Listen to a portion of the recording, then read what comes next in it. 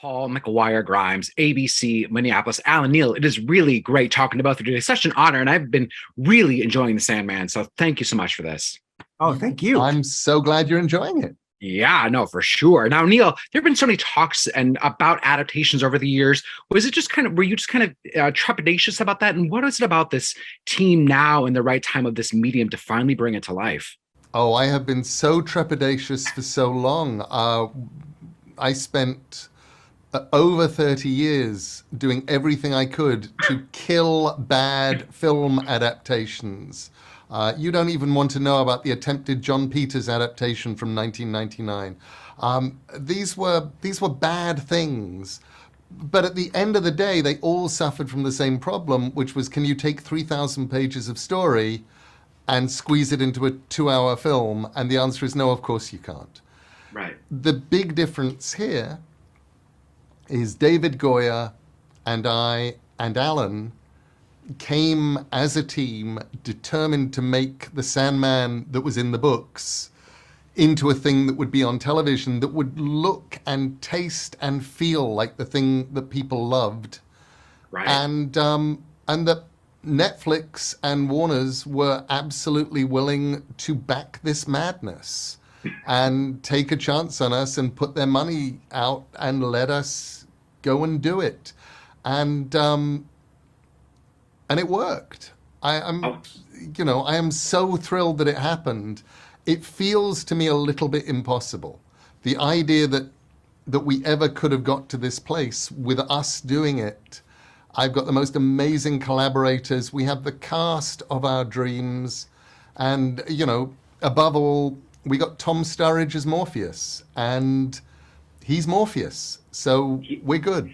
Yeah, he's incredible. Alan, I want to kind of take it off of this. How do you then look at all this text and all these comics to then try to either expand or adjust to then fit in the medium of episodic television? Well, it was that was one of the chief pleasures of it. And knowing that I had a collaborator and a partner who encouraged me to do that made me brave with the writers in the writers' room to make bold choices and to say, what if?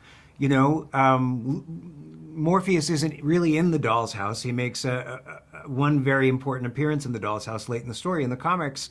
But we were able to say, okay, well, while Rose is having her adventure, what are Morpheus and Lucien doing in the palace? What's going on there? And Neal really was open to exploring, that relationship. Let's look at the power dynamics and how they shifted between the two of them and the tension that is inevitable between the two of them. And it made for some of my favorite scenes. Tom is at his scariest in that scene with Galt and Lucien. And it's a side of Dream that we would not have seen if Neal had not said, let's just open up all of the possibilities and see what happens off page and off panel in the comic. And so it was as a fan, it was a dream come true.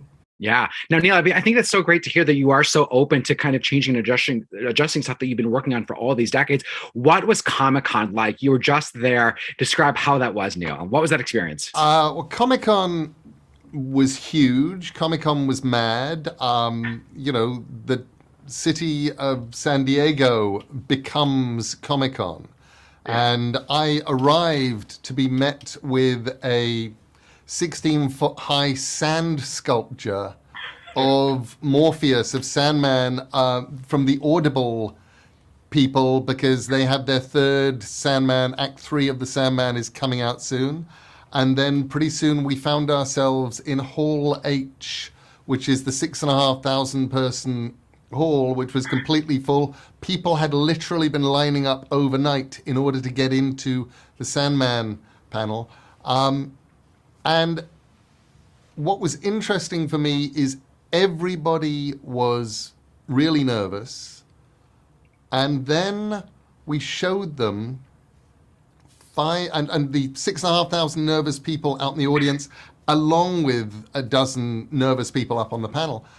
And then we showed them Kirby Howell-Baptiste and Tom Sturridge the first 5 minutes of episode 6 as Death and Dream had their first conversation on a park bench while he's feeding the pigeons.